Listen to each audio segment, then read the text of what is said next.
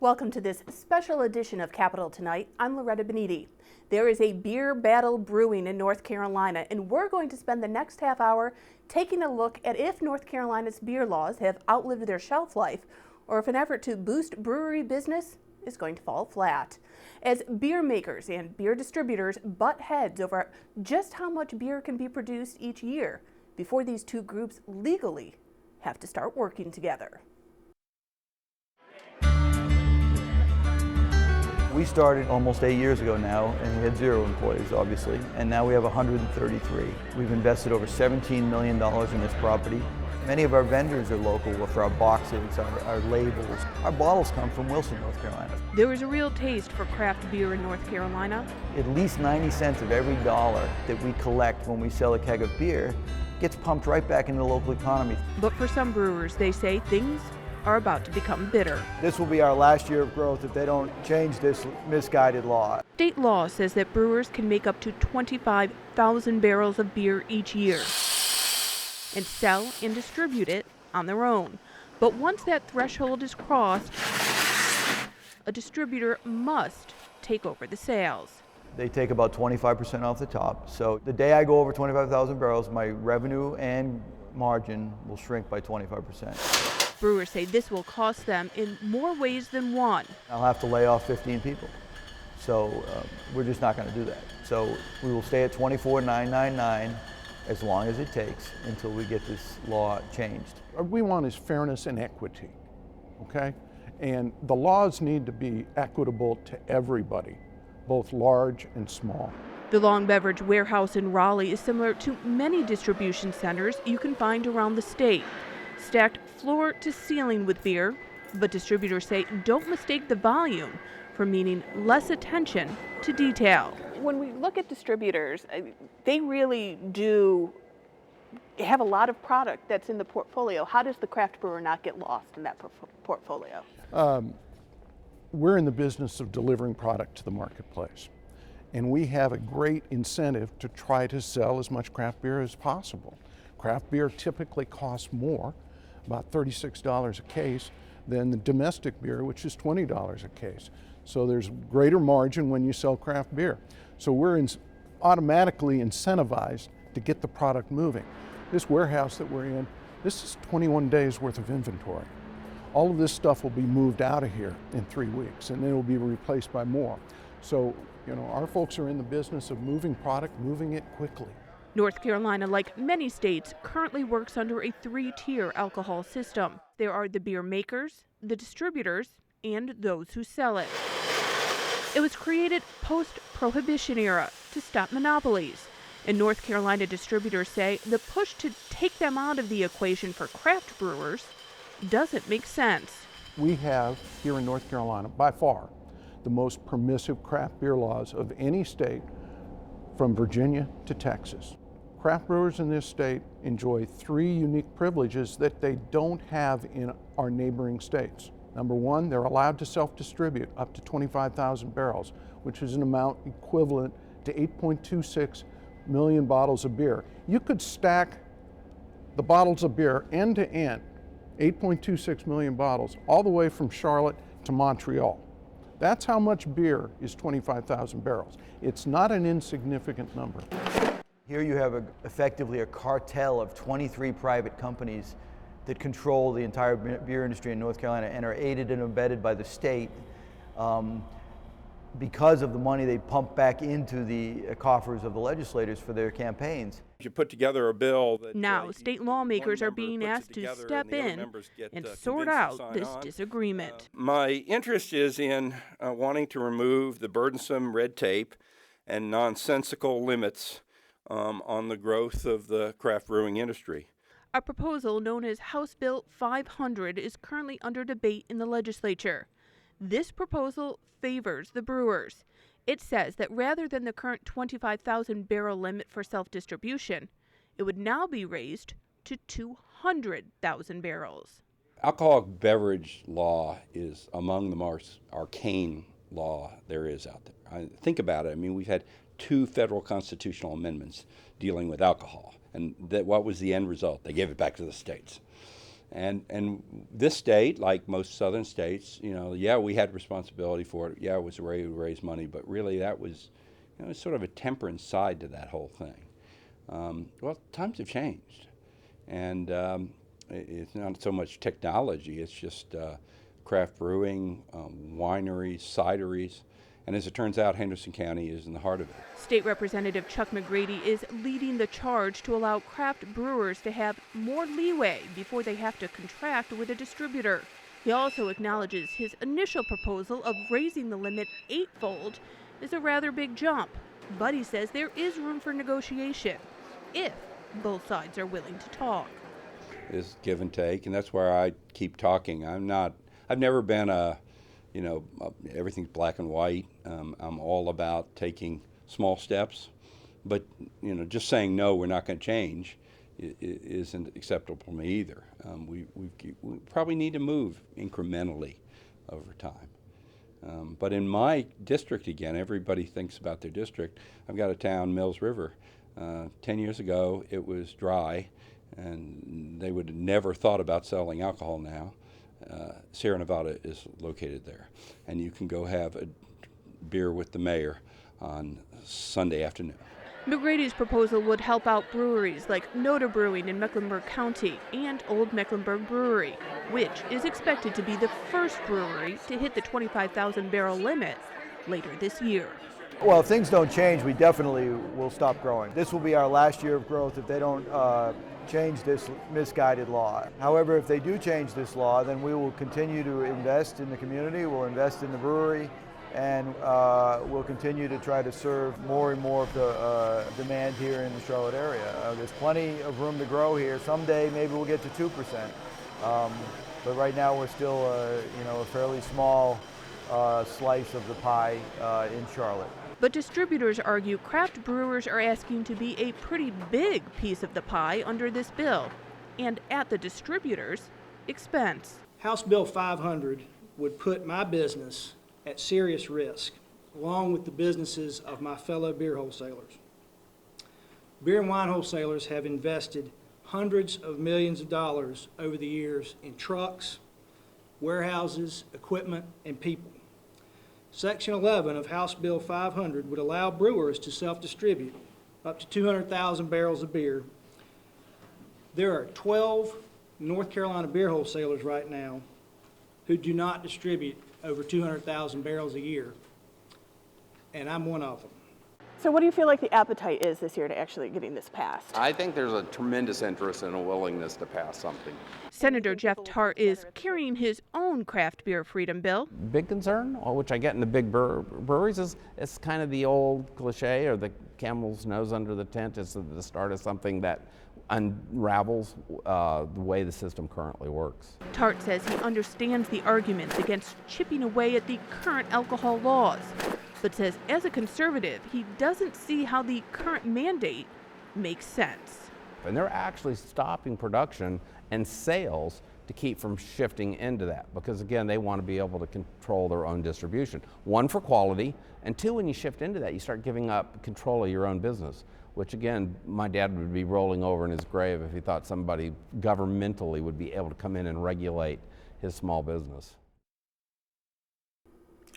All this angst is currently about 3 breweries, which are close to that 25,000 barrel mark, but they say others will soon catch up and be in the same position. But while free market arguments are being championed by the brewers, there are still many who point to the 3-tier alcohol system in North Carolina and say it should stay in place. We'll take a look at that when we come back to this special edition of Capital Tonight.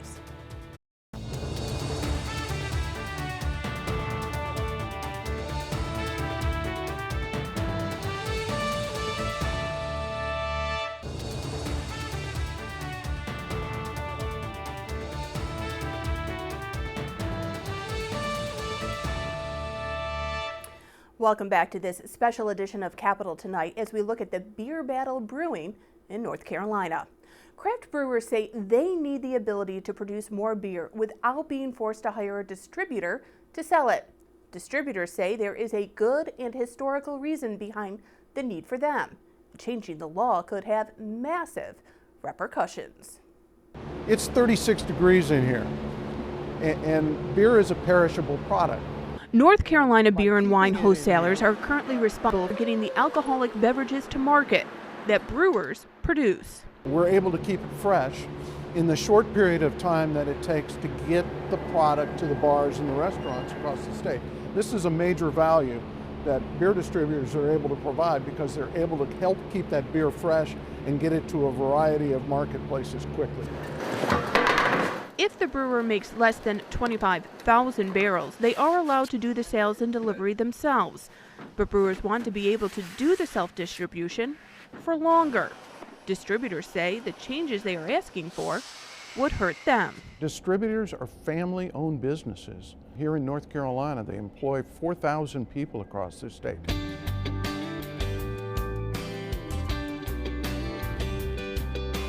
They create good paying jobs. You know, we're not against the craft brewers. We want to work together with them, but we want to work together with them on legislation that makes sense for everybody, not for just a handful of brewers who want a special privilege that nobody else can enjoy. And nobody else could enjoy them because since the end of Prohibition, North Carolina works under the three-tier alcohol system, meaning producers can't sell directly to consumers.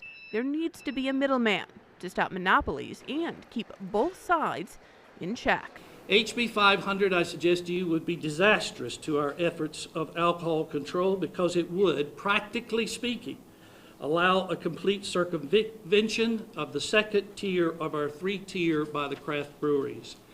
It would allow the breweries a concentration of power with retailers significantly diminishing critical checks and balances.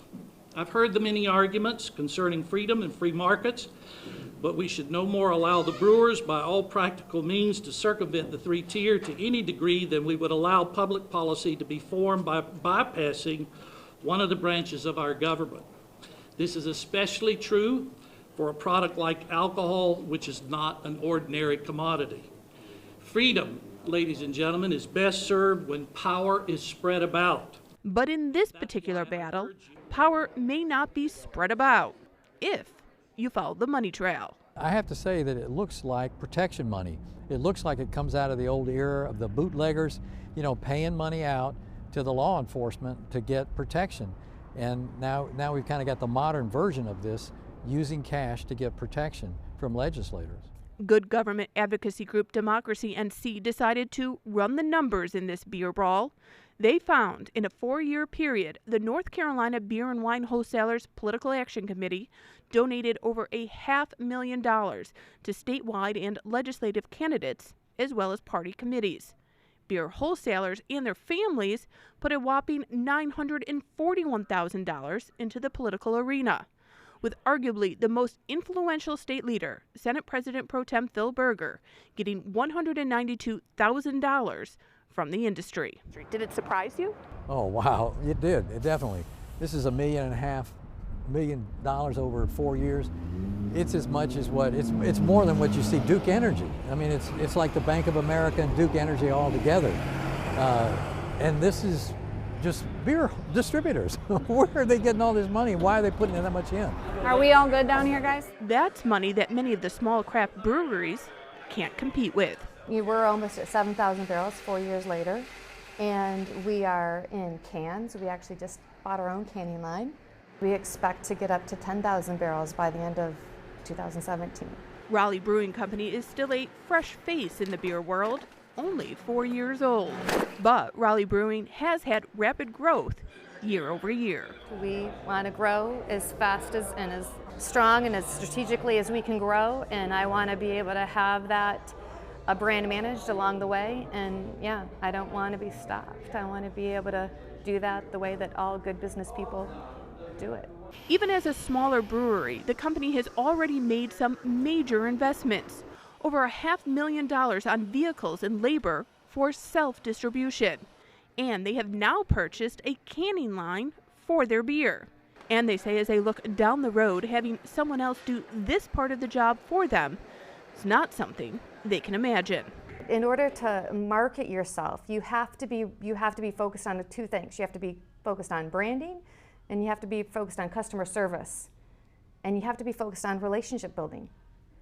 And all of those things currently are within my control, because I control the people who talk to our customers every day, you know, and I know who they are. I know who they're working with. I know how those connections are going. I can follow up with them. I can go on a customer call with them. It's folks like Raleigh Brewing that brewers like John Marino say they're fighting for. The point of changing the law is it will help all of us. It will help all of the breweries that are self-distributing, so they won't be faced with such a tough decision.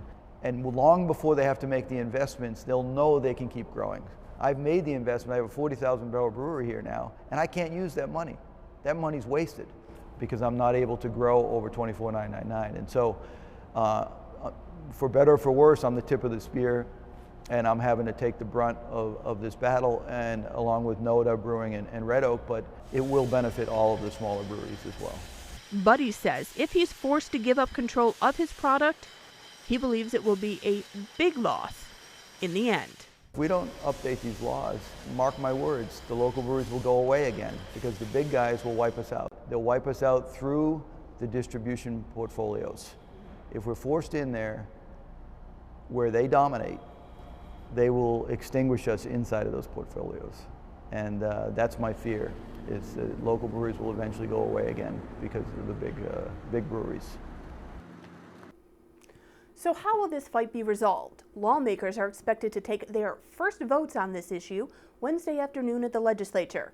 But as with any big bills, it often helps to take a look at the corner offices to see how the legislative leaders will cast their votes. When we come back to this special edition of Capitol Tonight, we speak with Senate President Pro Tem Phil Berger about the beer brawl. Stay with us.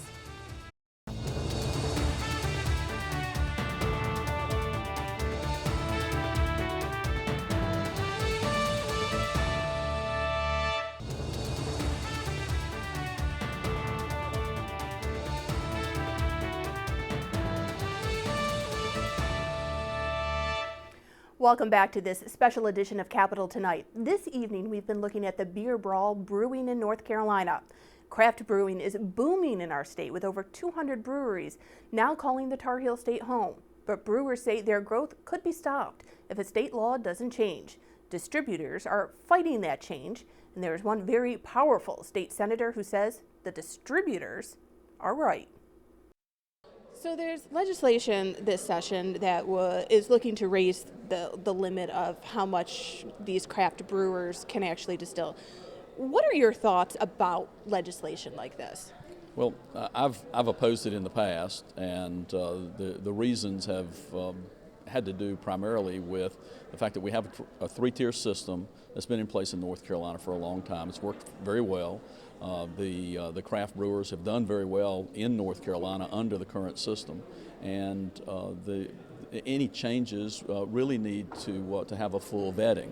Also have a situation where in North Carolina the limits on self-distribution in North Carolina are actually higher than many other states, and so I think that's a story that really hasn't been talked about. But beyond all of that, we're talking about a bill that's been filed in the House. It's not gotten anywhere so far in the House. And so we'll see what happens over there, and then we can see what happens in the Senate. I know there's been a bill filed in the Senate, but my understanding is that bill is a lot different than the bill that's been filed in the House. And so we'll just have to see how things materialize. There's a lot of talk that 25,000 number was just an arbitrary number that was thrown out there. Do you feel like that number, arbitrary or not, is a good one? And multiplying that number by 8 is not arbitrary. I mean, it seems to me that when you look at where North Carolina is compared to other states that have a similar three-tier system and have a self-distribution limit, that the fact that we're higher than others, it strikes me as indicating that if it's arbitrary, maybe it's arbitrarily high as opposed to arbitrarily low. What about the argument that this is stifling small business owners? Because they say they can't grow their business if they have to pay money to a distributor to actually distribute their product. You know, we probably have more craft brewers in North Carolina than any of our neighboring states. I think what I've seen in a lot of the business reporting has been that craft brewing in North Carolina is one of the great success stories. So I think it's hard to argue that this provision is stopping that industry when what we see is that industry seems to be growing by leaps and bounds. And I guess just finally, there's a lot of, as with anything that's a contentious debate out there, there's always accusations thrown around. There's obviously a lot of money associated with the beer industry. There's people who point to how much money the distributors have given to a lot of legislators over the years, including yourself. Does that influence your decision at all and how you look at this legislation? Absolutely not. That's, the system we have is there are contributions made on all sorts of things, and those contributions really have nothing to do particularly with this issue. Okay, thank you very much. Sure, thank you. So the first big test for brewers is expected to take place Wednesday afternoon when the House ABC committee votes on the proposal. If it survives there is still no guarantee it will make it to the full House floor because it still has one more committee to get through. But this seems to be a battle both sides are ready to keep fighting on as long as it takes. Thanks for joining us for this special edition of Capitol Tonight. We'll be back tomorrow night. Until then, have a great evening.